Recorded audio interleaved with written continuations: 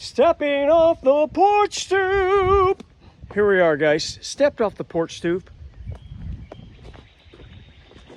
Shamelessly endearing myself to the audience with the pet dog. There we go. Hi, Betsy. Pretend you enjoy me. Oh, it does. Does that feel good? Good girl. Okay, guys. Today, yeah, that's Betsy, our dog. She's been with us 13 years. Good old dog. She's our little pound puppy. We thought she was an Irish wolfhound until she topped out at about 50 pounds and not very tall. So maybe she's a miniature Irish wolfhound. Today, garden tour. We're gonna do a grand sweep of everything, but end up in the north garden. Just as a disclaimer, I haven't spruced it up, no last minute pruning. It's just gonna be as is, so you can see the real me, the real garden, the real mess. Okay, let's start over here. We've got four different areas that we're gonna be planting into this year. This area right here it used to be rose bushes all along here. So up there still we have some ornamental bushes. I mean, we have no problem with ornamental stuff. You just can't eat it most of the time. But these are pretty. I might ask my neighbor if he wants them. They're this yellowish foliage and they're growing fast. So I'm gonna probably plant grapes up there and do a trellis over this. But anyway, oh, by the way, here's our fig tree. Look at that. Got that from the neighbor lady. Really nice lady. I mean, look at these. Last year, just 1 or 2 stunted figs, but this year it's loaded up. Can you see those? Look at those figs. Okay, you got a good, look at that. Yeah, wow, cool. This had like 6 or 8 rose bushes. We've dug them up and dispersed them. I threw about 2 or 3 inches of compost on this last fall, covered it with some leaf mold and leaf litter, just to kind of preserve the ground. And just recently, right along the front here, where this border board is that I've bent into place. Actually, it's some of that decking I've been using for the raised bed. You can kind of bend this stuff. It's cool.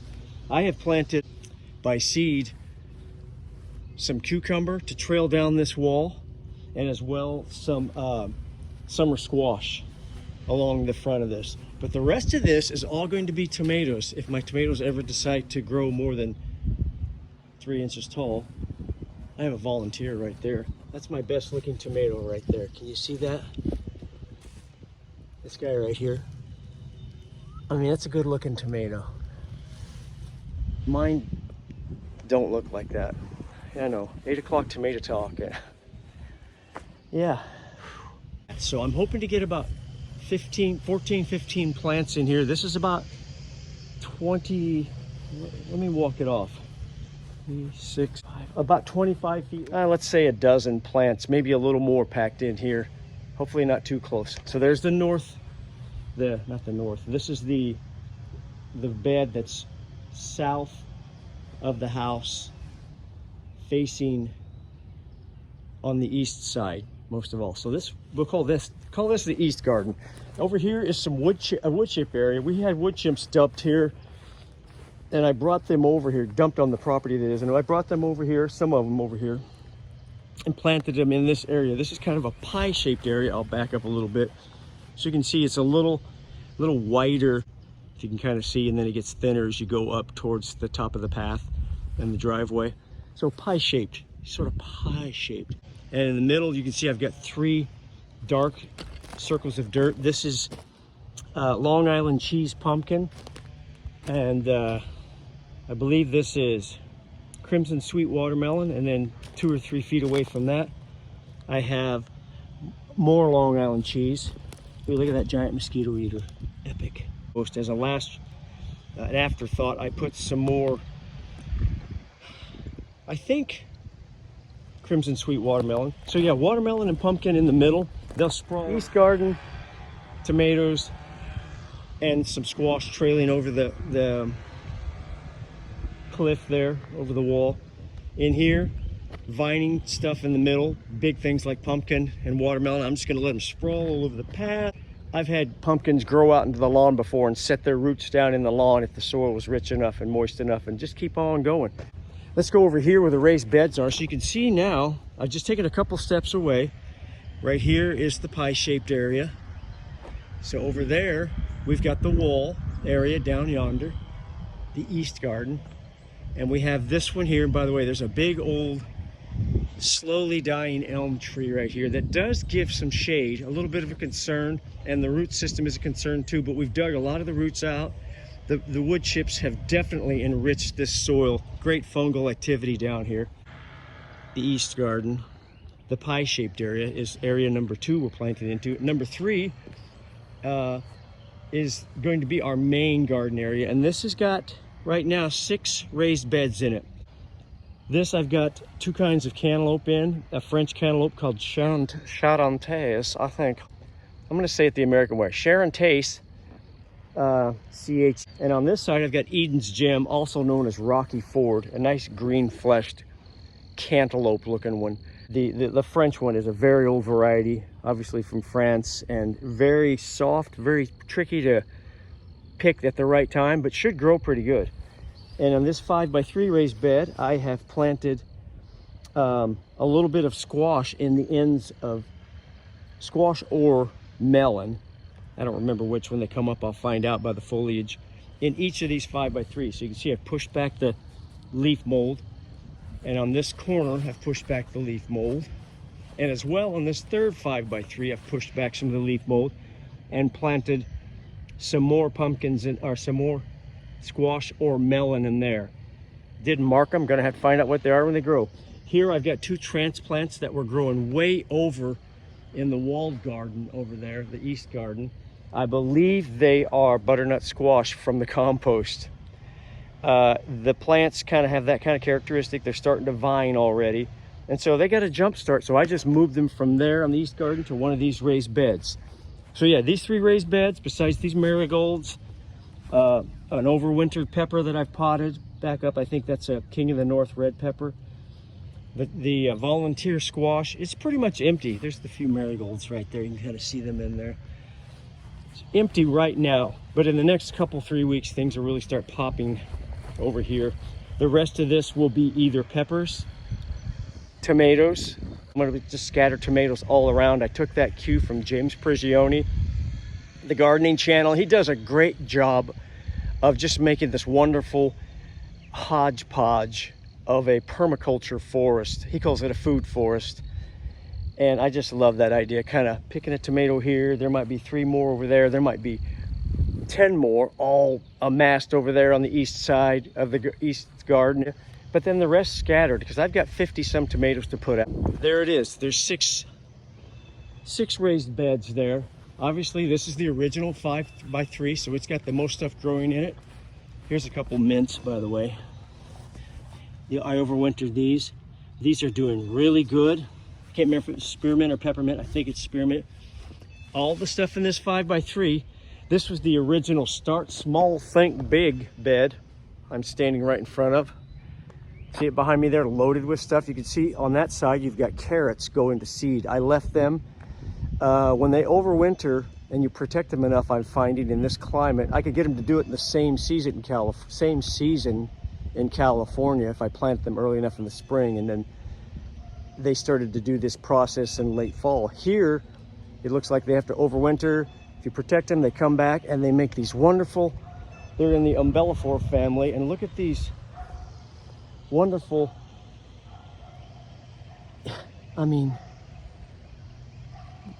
that's just like so artistic. Just beautiful, you guys. Isn't that wonderful? And there's just tons of these blossoms or umbrellas of these sprays of foliage and flowers that are getting ready to burst forth, and it's great for pollinators. That's why I've left it. And so in here you can see I've got some new spinach that I put in. This is the spinach I overwintered as well, hence the setting seed. It's decided to set seed too, but we're still picking and eating on that. Just harvest one of the lettuces. We actually got 2 single lettuce plants from that poor lettuce crop I tried to plant last September. So, but I tasted some of it right off the plant this morning and decided to pick it and bring it in. Really tasty. I thought it might be bitter. It wasn't. Just outstanding. I'm so excited about that. I got a huge amount of lettuce off that. I'm gonna leave this one to grow for another 2 or 3 days. So yeah, this is the original 5x3. And then on the second 8x3 raised bed, the first being the one that's kind of low in dirt that I've put the cantaloupes in. On this one, I've got, this is the one, by the way, I did the cover crop in. And so this is an experiment. I'm building more power to this soil. Some power to the soil by doing these Wando shelling peas. Do you love that trellis? Look at that thing. I built that. My wife has all kinds of artwork like that, structural artwork in the front yard. She uses that as sticks. Start small, think big. Free, guys. I got sticks everywhere. Guess what? I'm not going to go get some expensive piece of wood. I'm just using these sticks. But doesn't that look cool? And Becky, it was so cool. My daughter actually came over and she said, "Did you build that?" Thinking Mom built it. And I said, "Yeah, I built it. Pretty cool." So that's what the peas are climbing up. They're just doing their own thing. I haven't trained them or anything. They're just grabbing on. So we've got a lot of stuff going to seed, but you'll see, I'm going to show you if I can get it on the close-up right here, why I leave these flowers. Do you see that pollinator right there? That's a little sweat bee. And isn't that amazing? Can you see that? Am I too close? There it is. It's the black dot. That thing is just hard at work getting pollen. We want those kind of critters in our garden, guys. That's part of this ecosystem. So I'm going to leave those go to seed for a while before I pull them up. All this is coming up, though, in the next week or two. I'll leave a couple of those pollinator plants behind. Those were originally some sort of mustard green that just decided to flop. I've got flowers, so I'm going to leave them alone, let the buzzers, the little buzzing bees, pollinate. And you can see I've got some radishes and stuff in here. Ooh, that's pretty cool. So look how long that is. That's awesome. That's like a daikon radish. This is part of the seeds my son got me in Little Tokyo in LA. So I'm really think that's really cool to be able to use those still. So yeah, there we go. We have 2 8x3s. That one over there. And this one over here, full of the greenery I just showed you. Some of it going to seed with the trellis. Those are 8x3s. The rest of these are 5x3s. So 4 5x3s, 2 8x3s. And then these I got on clearance at Home Depot. I just jumped right on them. And I'm going to drill 8 or 10 holes, at least like half inch thick or wide holes in the bottom of this. And as I did with the other raised beds, I'll line the bottom with hugelkultur sticks and logs, top it with plant debris, top that with rough compost, and top that with finished compost, and I'll plant into that. These 3 I probably won't use till next year, but they'll be my project once I drill a hole, getting them ready for next spring. So that's all going to be part of this area. We're going to fence this in soon. The pear tree down yonder is doing good. I pruned it really hardcore this year. You see it right there, nice and umbrella shaped. I've pruned it twice already. I may do one more pruning. You see our little wildflower thing that's growing here. I just left it, and it's got a lot of bachelor's buttons. I can see a lot of native bees flying around there right now.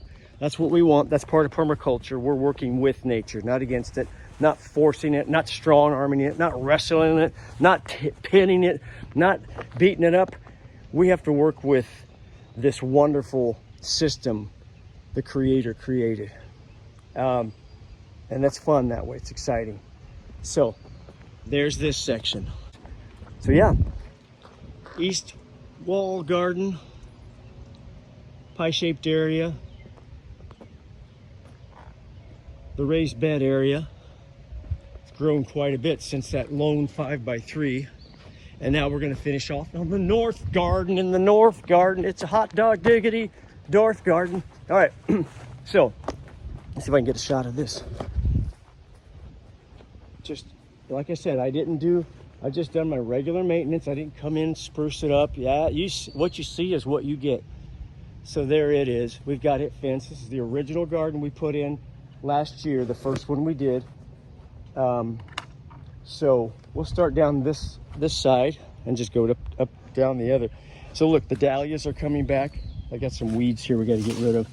But the dahlias overwintered. My wife's thrilled because all of her dahlias have come back as well. So you can see a couple of them right here. Okay, we got carrots in here, kind of spotty, so I interplanted.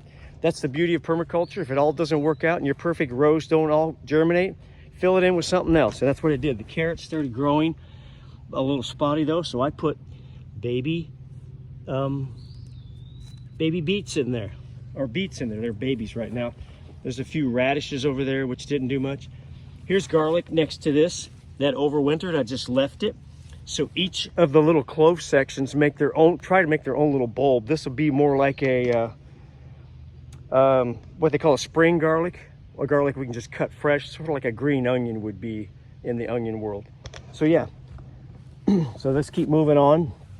Next to that, I have a couple places where I put strawberries, these patches right here of compost, but nothing came in. So what are you gonna do? Against the fence here, you see that strip of nice dirt? Just threw down the cardboard, just like Charles Dowding in England, topped it just right over the grass, topped it with about 4 to 5 inches of screened compost, actually 2 to 3 inches of screened compost, and about 2 to 3 inches of unscreened compost under that. That'll slowly break down. In that, I've planted a Japanese cucumber, Jaboi.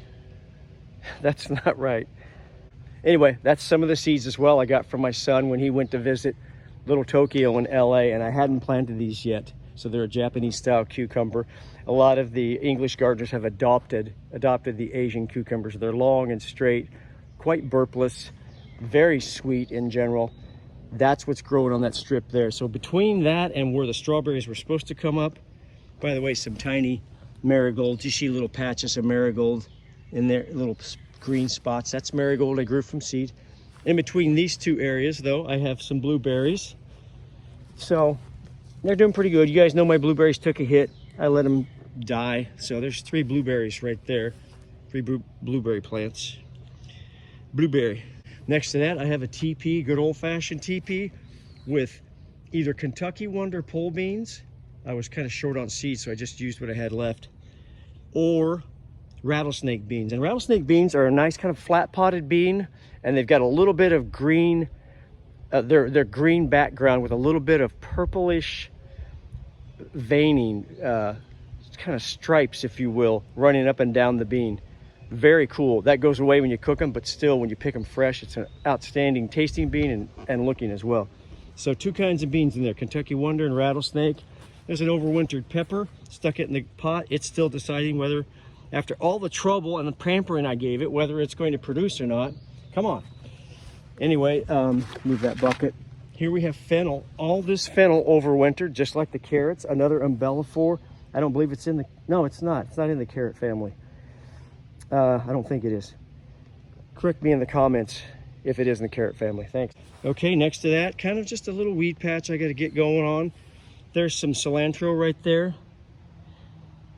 Nice. Okay, next to that, we've got a little patch of peas right here behind this half barrel, which has nothing in it yet. There's my seed packet from yesterday. Charentais melon. That's the one I've got over there in the raised bed. That's from Seed Savers Exchange. Great company. So, peas in there. Dead. All these are pretty much dead. Blueberries, except for the little tiny ones I've started in between that I bought on discount or very inexpensively. So I learned my lesson about blueberries. They got shallow roots, keep them watered, keep them heavily mulched. And I've just used them for trellises for peas that I put in. So yeah, more peas. We got peas scattered all over the place. Over here in this corner, asparagus I put in with just the roots, the bare root type asparagus. And you can see one decided to come up. I haven't seen the other one yet. I don't know if they're supposed to the first year or not. A couple more peas right in the very corner. And then right here, check out the hugelkultur. Let's get this pitchfork out of the way. Check it out, guys. All potatoes, not sweet potatoes like last year, but potatoes. We got Kennebec starting right here, going around the corner to about right here, and then at this point the Norlands, the red ones, start and wrap around the back side, and over on this side I got a third kind, White Superior. Actually, I believe the Kennebec and the White Superior are related. They're kind of like cousin potatoes. Potato cousins. Anyway, so yeah. 3 kinds of potatoes, but they're both the Kennebec and White Superior obviously are white potatoes. The Norland is a red potato, but this is looking really good. You can see I rebuilt this whole hugelkultur. Took it apart because when I harvested the sweet potatoes last year, I kind of destroyed it.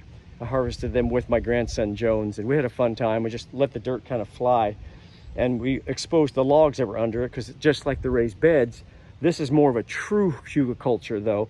They have the logs in the bottom. This has the logs in the bottom and the debris on top, kind of the lasagna type gardening thing. Well, my lasagna turned into spaghetti by the time we were done harvesting. It was just all over the place. So rebuilt it, and then used all the existing dirt that was already there that I could amass back together and put over the logs. And then I went ahead and got about 4 or 5 inches of rough compost and put it over it and planted the potatoes into it. Now I just keep adding to it. I just added more cover to cover up the greenery. I can't keep up. These things are growing like at least a ½ an inch a day. So they're doing good. Getting rid of this walnut tree right through the fence here. See that stump? That's about 21 inches across, and that tree was about 50 feet tall. Getting rid of that opened this up so much. So we get about 2 hours more sunlight in this whole north garden now. So in the middle, where it's all bare, I clambered up there and put summer squash, 2 kinds of summer squash in there. All right, let's go with here's a couple pots I've got ready. These are just basil I put in pots. I'll just leave those in there solo, just the basil alone. Here we've got baby basil plants, 2 each in these big pots. 2 basil plants, you can probably barely see them. And I'll let those grow up, and I'll be planting 1 tomato in each of these. By the way, if you're gonna plant tomatoes in a pot, don't do anything less than 5 gallons. They need a lot of root system. So I'll plant 1 tomato in each of those, and the basil will grow up with it. Got some pollinators I've just left to grow, wildflowers for the little bees and stuff. I've got bees all over this right now. I'm seeing them land on it. Can you see that on this yellow one here? That beautiful little bee. Can you see any of that buzzing going on? And then there's a bee. I mean, it's just alive, guys. And this is the wonder. Just leave some wild areas. Leave some wild areas of your garden. That's the way to do it. And allow these critters to hang around. Give them a reason to come around. They all have a purpose. Okay, so now we have, this has all been finished. All these beds I'm going to show you, as well as the others that I did. But in particular, this side, it's easier to see because I've got such a succession of them. Such a succession. So, but that's all been topped with the compost we made last year. We made close to, I'm guessing, about a ton of compost, a lot of compost, and that's all been screened, and that's what this is here. So we have Paris Island leaf lettuce here. I grew this great in California. I'm still having trouble here. Paris Island is like the classic romaine you'd see at the store, but this stuff is just so crunchy and tasty if I can get it to finish off before the heat comes. We've got 80-degree days coming up, so we'll see. Next to that, a few beets. You can see there's nothing there. Guess what? That's permaculture. I love it. I don't care if my beets didn't all come up. This whole area beyond these couple beets here, actually that's Swiss chard, I believe.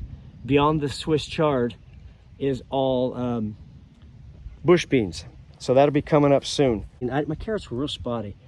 So I've interspersed beans with these carrots. Next to that we have, so we had Paris Island lettuce. This is like an oak leaf lettuce. I believe it's called Emerald. I got this at Home Depot, these seeds, just a basic shopping trip to get a few seeds, and it's handy to go to the Home Depot. I just live and I work there. I'm only about 7 or 8 minutes away. So those are Emerald, I believe, is that oak leaf variety. Next to that, we have a wonderful variety I got from Seed Savers Exchange. It's called Grandma Hadley's, and Grandma Hadley's family used this lettuce to do what a southern treat called fried lettuce. You cook bacon, chop it up, put it back in the pan after it's cooked in the grease, and then this wonderful lettuce, you wilt it just for a minute. You turn your burner off, smush this around, and it just picks up all that grease. It's just wonderful. Next to that, we have beets. coming up pretty good. And next to that, nothing except for a couple beets and then a stray lettuce over there. I don't know what he's doing down there. But I filled this in with, guess what, more bush beans. So this area right here has a fair amount of bush beans that are going to be coming in. Next to that, I'm still trying to grow my first decent heads of cabbage here. And so far, I haven't had to spray the BT, the Bacillus thuringiensis. That's an organic spray you can put that you spray on the caterpillars when they show up.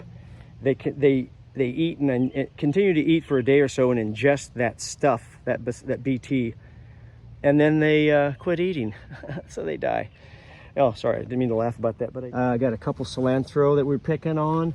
There's a stray broccoli that somehow came up. That's okay, I don't care. It's permaculture. Let's mix and match these beds.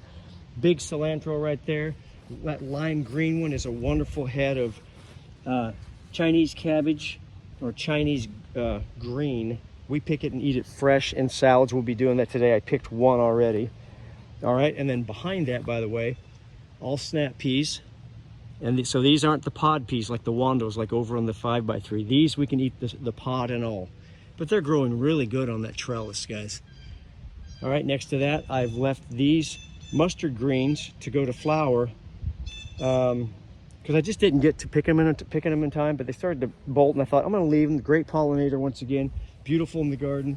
This vacant spot in the front, more bush beans like in the vacant places over there in that square area that didn't germinate. More bush beans here as well then.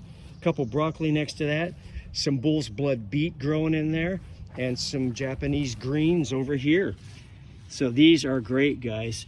I mean, so tasty. You can eat these fresh. Oh, that, you know,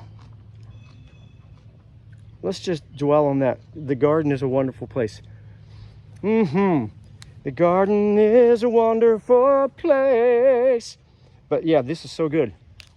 Kind of buttery. So yeah, like a mishmash going in here with those bush beans in the back yet to pop up.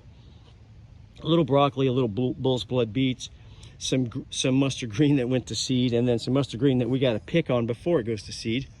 In here, nothing yet, like a wild viola or violet. And here, I don't remember planting this. You ever seen that little yard sign? I don't remember planting this. I don't remember planting this, but I think it's borage. So I'm gonna leave it. It sure looks like borage. Beyond that, check out the onions, guys. Grew these all from seed. Way, way better than last year's onions. Last year's onions didn't produce anything. I'm not sure we even picked any to eat. The ground was so poor, but once again, topped this with 2 or 3 inches of new screen compost. And now I've mulched around this heavily with leaf mold. The leaf mold, of course, I grew en masse, or I created en masse too, thanks to all these trees here. I'm weeding a little bit as we go. Okay, so those onions are looking good. And then in front, which did really good, some seeds I got from Botanical Interests. They are a Flat of Italy onion. Not a great store, but awesome fresh, nice red onion, kind of flat, saucer shaped. Next area over, we have mesclun. And in the parts where the mesclun didn't come up, you can see I've interplanted some beets, and we're just gonna let those mature. So this mesclun is just a mixture of red and green oak leaf lettuce and a few other things. Wonderful stuff. I'll be picking that in the next 3 to 4 weeks, then it'll be gone. Beyond that, look at the gigantic, from the grocery store, organic elephant garlic. I mean, look at this one. Can you see with the camera? Look at how tall. That thing is up to almost my waist already, and it's just mid-May. So 6 or 7 organic garlic, or organic elephant garlic as an experiment. I love gardening. It's so experimental. Beyond that, more alliums. We got bunching onions, white from Lisbon bunching onions, which I got from Botanical Interests as well. And interplanted here, this is interesting. Look at these guys bulbing up, guys. More Texas grano, but these are from last year. So last year I planted these things, and as a fluke, you know, that's gardening for you. Kind of like that giant butternut squash I grew by accident last year that we've been eating off all winter. That's what these did, except I planted these in this case. And they have held on over the winter, and they're starting to bulb up. So we'll be picking those Texas Grano hopefully in about a month or so. Whereas these others over here, which I planted by seed this spring, won't be ready probably till mid-late August. Okay, so next to that, I've got some more Japanese greens here, or Asian greens, I guess. This would be not tatsoi. This is bok choy, which is trying to go to seed already. I gotta figure out when to plant this stuff. So I've top dressed this area because it was a poor germination of that. Guess what? More beans, more beans. And beyond that, broccoli, I've top dressed it with manure I got from a lady that my daughter went and picked up their manure from, reputable source. Broccoli's been manured heavily now. It's going to be a heavy feeder, so you got to keep the juice coming to that. Not the juice, but the nitrogen and stuff. Any of these cruciferous, cabbage, cauliflower, kale, broccoli, those kind of things are all heavy feeders. So hence the couple inches, even though it was in compost that I made already, I top dressed it again with manure. And over here we've got a little bit of that's weeds right there. Some parsley I planted from seed. There's some more parsley over here, by the way. Beyond the broccoli, guess what decided to overwinter, as well as those onions that I just showed you? One single celery plant. Have you guys ever planted celery? It makes a carrot seed look like an acorn. I mean, it's like, you know, they're just like grains of sand, and you think it's like, I guess I planted that flat of seeds, and you sprinkle dirt over it sort of ceremoniously and hope something happens. Well, guess what? I did manage to grow one from seed and get it out into the garden. I got 4 or 5 out into the garden. None of them did anything. But this celery here decided to, I'm gonna pick that top off because it's getting a head on it. This celery, I have to cover that, don't I? I've got to blanch that. How does that taste? Ooh, oh, wow, it's very intense. Anyway, it's the first celery plant I ever grew. Aren't you proud of me? Okay, and then a couple more little beds here. This is all flowers. And I'm really happy with these. These are marigolds that started from seed, and they're just taking off. And guess what? More dahlias coming back, overwintered dahlias. And then to finish it off, we've got some, these are from my mom and dad, so they're real special. Runner beans that we're gonna grow along this fence here. So there's that side of the north garden, we call it. So there we are. I'm gonna have to edit this film like crazy because I'm over 40 minutes into it.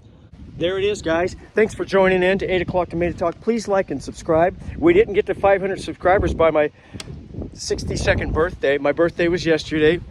I feel really good, but I just was able to walk around and look at all this and just be so grateful for all of this stuff we're doing. Look at the potatoes beyond and the hugelkultur, and I mean the varying colors of green everywhere, guys, is just so astounding to me, and it should be to all of us. Just, I mean, how many kinds of green, colors of green can there be? You know, but they're all here. So what a treat. All right, guys, thanks for hanging in there with me. So 4 different areas: East Garden, where we moved the rose bushes out of the wall garden, I guess, the pie-shaped one underneath that giant elm tree, the raised bed area I'm walking back towards now, and then the north garden beyond that patio set out there. What a awesome, fun walk this was. Thank you guys for joining me. Things are just bursting at the seams. Yep, looking good, guys. Anyway, very exciting. Talk to you soon. Please like and subscribe. Let's see if we can get to 500 by, how about 1,000 by July 4th? That would be wonderful. It's not about me. Sure, I like to ham it up and stuff, but it's all for the sake of gardening, for the sake of saying you can grow the best food on the planet in your backyard. And I have grown in tiny spots that the whole garden was only as big as this one pie-shaped area. And for me, when we rented a tiny house in California, that's when it clicked. That's when that was the pivotal moment for me as a gardener, where I was able to go, I can do this. I can do this. It does matter the space you have, but it's more of a mindset. If I've only got 5 or 6 pots lined on a patio area, then I'm going to do it. If I have nothing, and a lot of people in England where gardening is such a part of the culture, more than America still, they have nothing to speak of yard-wise to plant in. So they go to these what's called allotments, and they plant in those allotments that they have to wait in line for weeks and months sometimes to get the privilege to bicycle or drive to this different area just to have a garden. So it's a gift. And so that's when it hit me, though, when we were planting in that tiny rental's backyard, and 20 pounds of carrots and a 41-pound pumpkin later, something clicked in me that it wasn't about size. Size does matter, and I'm utilizing everything I can here, keeping it close, keeping it personal, I don't want to garden down there where the guy did in the past. I don't want to do it the traditional way with long rows down in the back 40 where I've got to hike to it just to pick a tomato. I want it up close here so we can make it, the closer it is to your house, the more you can incorporate it into your lifestyle. Thanks for joining in, guys. Please like and subscribe. Talk to you soon. It's been a good one. Talk to you soon. Bye-bye.